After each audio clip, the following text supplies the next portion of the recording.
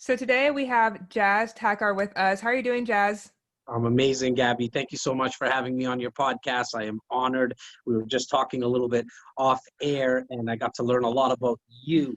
And I just can't wait, as I mentioned, to see you running and seeing you on TV. And I know which team and which country I'm going to be voting Yes. and hoping to see who wins. And so also, congratulations on producing content. I know how hard it is as a content creator, fellow content creator myself, Yes. for you to put yourself out there. Well, that smile, it's really easy to do. A lot easier, let me Thank say. you. Thank you But, so but much. the consistency, I know how hard it is. So big kudos and congratulations to you.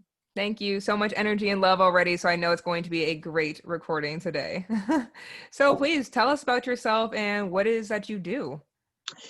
Yeah, look, I mean, I like long walks on beaches, and no, that I'm playing. That was back in the dating profile days. Right. What do I do?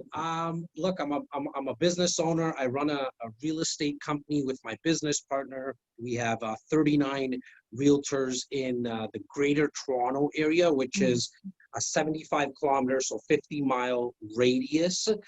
We have 11 support staff. I'm very proud to say that we help a little over 700 buyers, sellers, Wow. and investors every year. I've been in the real estate business for 15 years, but Gabby, I think like my true passion is sales and service. Hmm. I love the feeling of influencing Mm. and helping someone that was scared to get into an investment property. And now what I've been really diving into for the last Mhm. 2, 3 years is helping other salespeople get into the industry, right? Mhm. Because I know how tough it is, or some of the preconceived notions of selling. And I'm trying to change the game a little bit. Like, you don't need Okay. to be a sleazy salesperson. Like, Right. you could be a nice person. You could help people. You can make a lot of money in this industry. But I think there's a right way of doing it. And and Hmm. and through my 25 odd pieces of content daily that myself and the media squad that I have produce, I really want to be a voice of positivity with, Okay. especially now with so much negativity and reasons not to smile. Hmm. I hope slightly, and as corny as it might sound, I change someone's day, Yeah. which inevitably and hopefully will allow them to change someone else's day. And so I was, my cup is full now. I have Okay. two, I have two older brothers. My parents still alive, gave me a lot of love growing up, and Hmm. and I had two mentors in the business world, and so I want to give back now. I want to try to inspire as many people as I can. I'm 38, turning 39 in a Okay. couple of days or a week or something. And, I know I got another 60 years at this, and hopefully I There touch you as many go. people as I possibly can. Yeah, because you never know where we'll take them and where they'll take it to Yeah. other people. Well, look, cool. Like, check this out, Gabby. I'm talking to you, and like you're in Florida, Yeah. and you're training for the Olympics. Like, how cool is the that, like, just in Right. The itself, world, right? Like, everything. thank you, internet. You know what I mean? Like, because I don't think you and I would ever connect. Right. Like the chances of our paths crossing would be so low.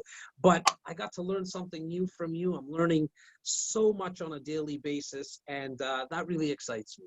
It excites me as well. That's my favorite part about this job. I'm literally meeting new people. I'm meeting probably 50 people a week and just people who are inspired and inspiring. And it's amazing. It's such a blessing. And then, like, because you're recording this, and that's all you're really doing, we're having a regular conversation like you and Hmm. I would go for a coffee or go for lunch. Now you're allowing other people to be flies on the wall, Exactly. right? Like, you get to learn something. I'm getting to learn something. And now there's people, like, I got my own squad around me right now. But then you're going to put this out, and your thousands upon thousands of viewers and listeners hopefully Hmm. take like one thing. Like, Hmm. yeah, they're going to look at their screen and see some crazy Indian boy waving his hands and have a lot of energy and all that kind of stuff and a big smile. But I just hope they can learn one thing, take something, and actually make use of it. I hope it just doesn't go in through one year and come out the other. Even if 99% of it does, I'm cool with that. It's just that 1%, that one tactic, that one tip, that allows them to maybe make more money if that's what they want, or just get over themselves. Because I'm a big believer that most of it is really in here. Like, as a kid growing up, you had a pimple. Like I would get a lot of pimples, and I was scared to go to school with them. And then you start to realize as you get older, Andre really wasn't thinking about my pimple. He was thinking about his own. And, right? And it's kind of cool, like when you get to that realization, and hopefully someone takes that and makes use of it in their life. Absolutely. And so there's I guess, so many things that you help people with. So what problems do you help your clients solve? And you have the real estate part, but I think there's a personal, connection as well that you help people solve. Yeah, look, I think I'm trying to do more of that. On the real estate side, it's obviously, just finding their first home, moving up, what we call smart sizing, moving to a bigger home, smaller home. What I take a lot of pride in the real estate aspect of your question is helping people grow portfolios within their investments, and because so many people are so scared of investing in real estate, and I get it. Like, I don't want to deal with tenants, I don't want to deal with toilets and all that kind of stuff. I don't want to be a landlord, right? But it's not as hard as your Uncle Charlie 25, 30 years ago maybe is telling you is or was, right? I think in people's life, it's removing that friction in their head that, look, whatever you want, somebody else has done it, and now you just got to reverse engineer it. Like, everyone listening right now, you've heard the saying that success leaves clues. And so understand that most people that are doing something that is successful, they've learned it from someone else. Like, how many 400-meter runners were there before you, right, Gabby? And now, like, you're bringing your own spin to things, but I'm sure you kind of looked at all the other successful runners and said, okay, I'm going to take this, I'm going to take this, I'm going to take this. Oh, I don't want any of that. I could do this a little bit better, right? And so it's a matter of finding what is going to make you happy, why you want it, because like, I'm sure when you're training, like, how many hours do you train a day right now? From like 3 to 5, depending if I have to lift. I'm sure there's some days where you just don't want to train. Today. There you go. But you probably remind yourself that, wow, you wanted to be an Olympic runner your whole life. You wanted to be in the Olympics your whole life. And that why is so strong now that keeps you going. And for me, I've come to learn that the how always appears. It's always actually around me. Like, I wanted to start a podcast 2 years ago, had no idea even what the word podcast was until I Googled it. And I came to find out what it was. And now I have 3 full-time videographers, a graphic designer, creative director, 2 animators, and copywriters. Like I never knew all this was there until I decided I wanted. And so, look, if you're listening or watching right now, I think you just need to realize, like, what it is exactly that you want, why you want it, and then let the universe, and I'm trying not to get too philosophical, but it's true. Let the universe bring it to you. And I can tell you 1,000% it will, but you need to have a strong what and a strong why. Yes, absolutely. And so you're this obviously high energy person. You love life. What do you do to take care of yourself and keep yourself with the high energy and have high performance in your job? Look, I love what I do. It's not work for me. So it comes very easily. I'm able to tap into this energy. I wake up with it. I have a hard time going to sleep at night because, like, and I do sleep a lot. I sleep, to me, is very, very underrated. I think it's very important. Yes. I don't think enough people understand how important it is. Yes. But for me, like, if I sleep 8 hours or more, I'm going to get groggy. 6 hours less, not good. That's 7 hours, 6.5, 7 hours is kind of exactly where I need to be. So I come with this energy on a regular basis because my what and why is very strong. And so what I do to make sure that the energy is always there is I take Sunday, like today's Monday at the time of this recording. I took all day yesterday off. I probably, start getting into a little bit of creative mode around 8:30 in the evening. Okay. I start to feel like a little bit of a caged animal at that time. Like I know Monday's right around the corner. It's one of my favorite days of the week, Okay. because I know everyone else for the first 2-3 hours of the day is going to be a little groggy, that I'm bringing my goods at that time. It's There like you go. you're trying to like start off that line stronger. I don't know what's your strategy around Yeah. running, but We get out. right, like start off strong, I guess, and right out of the gates. And so I'm kind of like that during the week.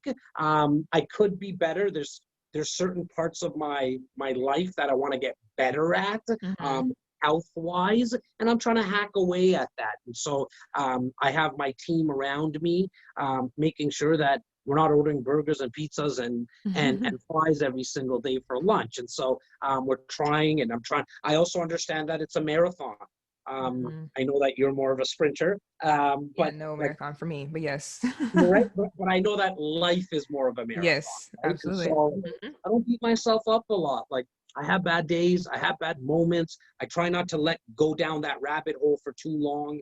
I want, like, if I didn't hit a sales target, it's okay. There's another day. There's another month. There's another year, right? It's not all about trying to just hit targets all the time. I like setting those metrics, but I just don't think it's the end all be all. Well, I'm super interested in this next question just because we said you love to have impact on people. You take care of teams. Obviously, you like to lead. And so what does being a conscious business leader mean to you? I think it comes down to developing other leaders. So for me, I suck at managing. I'm not a good manager of people. Like I definitely don't micromanage. I think if you ask my team around me, I'm truly looking into developing leaders. And what I mean by that is for example, Steven as my creative director, he's, what are you in, 3 years with me now, Steven, or something? He's almost about 3 years with me now. And it's taken time for us to build up our emotional bank account with each other. And what I mean by that is I put deposits into the account, he puts deposits into the account with each other. And sometimes there's withdrawals. Like we all go to the bank and take money out. And so for me, I understand that, hey, as long as I put enough deposits in with Steven, then if there's a withdrawal, like a mistake I made, or I pushed too much when I shouldn't have, or I put too much on him, I would like to think that I have enough deposits with him that I can make some mistakes. Okay. Same goes for him. He has so many more deposits with me than he does withdrawals. And so if he has a bad day, that's okay. Because 99.8% of the time, he's comes in with energy and he's going to be positive. Now, to go to the next level, I believe, and so Steven has 2 new videographers, part of the squad, that he's kind of overwatching and leading now himself. 3 years ago, when I hired Steven, I didn't right away picture him as leading, just because that's not what I thought he even wanted in his life. Right.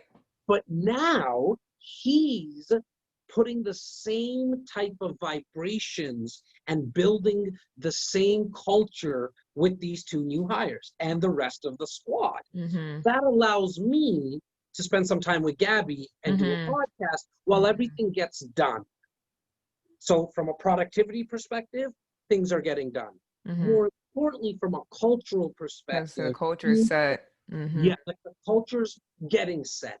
Yeah. I don't want to say we're there yet. Yeah, okay. I've been saying to the team a lot, and I think this is number 64 podcast that I've been featured on in the last 12 months. And I've been saying a lot that in the last 2-3 months, we're becoming deadly. Like now we're at that surface. I feel it. We're becoming really deadly. And the reason is because the leaders in my organization are becoming that now. Okay. They're making sure that they understand that, you know what, Jazz never micromanaged me. How can Steven micromanage Andre? It doesn't make sense. That's not the culture that we set. Or how are you not going to let Nikki be himself? Mm-hmm. right? And so I'm always watching for obviously our new people to play well with our veterans, or the old guard, as I like to call them. Mm-hmm. But also watching to make sure that the old guard, the Stevens, the Lauras, and the Tylers who have been with me for 5, 6, 7 years, that they're also treating the new people right. And so Mm-hmm. to me, that's what being a leader really comes down to, that you're developing leaders now, and it's not about get your job done and you got till 5 p.m. and then what did you do all day today? Like, Right. I don't think in the last 5, 6 years I've even asked anybody what they got done for the day. I just expect them to work because they're here. We Mm-hmm. make it a very fun environment. I also realize that not everyone, even the guys and girls that have been with me for a while, like, I don't expect them to work as hard as I do. Not because I Mm-hmm. think I'm like the best or anything. It's just Right. because it's not their business. They Mm. don't get paid what I get paid. They don't get all the So accolades that. therefore, right. So I would never expect them to put in the same type of work, Mm-hmm. but I do want them to enjoy themselves, because I've been living that my whole life, at least since the age of 12, that I can consciously remember, that if they're happy in what they're doing, the work will speak for itself. Absolutely. You sound like a great boss to have. I mean, I'm excited Why, for your thank you. employees. And so you obviously love to create a community. Please tell me about your text community that you have. Yeah, I get a lot of questions and comments. It really was more for the questions that I get, and it was just coming from too many different angles. What do I like? Instagram DM, LinkedIn, on YouTube, and email, Mm-hmm. a lot of phone calls. And I'm not a big email person. In fact, I don't own a computer, Gabby. What I'm doing right now with Oh, you is on a wow. phone. I only Okay. do, like, right. And so because I'm that much better with a phone than I ever really Okay. was with a computer. I still type like this if I have to, right? Um, so yeah, I was getting questions from all these different angles, and I said, okay, you know what? I think to bring the most value to the marketplace, let me answer these questions in one spot, one Mm-hmm. place. And so really, this text community is essentially the line to Batman, me Okay. being Batman, because it's my favorite. It was my There favorite you superhero growing up, and so it really is the best place to get a hold of me with questions about leading a team. Just kind of, if you're in business and you have some questions on content creation, on systems, go. or if Mm-hmm. you're a salesperson and an advisor. That's what I'm getting a lot more of lately. Okay. How to be a better salesperson, how to close more deals, so on and so forth. That's the spot. Like, I'm just giving it all away right now because, as I mentioned earlier, the cup is full. Like, I'm Don't good. Like, mind. I'm Yeah. good. Like, I don't need any more money. When Like, you teach thank other people, pass it down. Yeah. 100%. Like, it's time to pay it forward now. Like, that's where Yes. I'm at in my Yes. life now. Absolutely. Well, Jazz, Takhar, I know we could have been here forever. I mean, honestly, so it's a good thing they gave us sort of a time limit. Thank you so much. This has been absolutely incredible speaking with you today. Thank you so much for having me again, Gabby. And I'll take it as an insult after COVID's done if you come to Toronto and you don't look me up. I got you. I promise. Thank you. Thank you.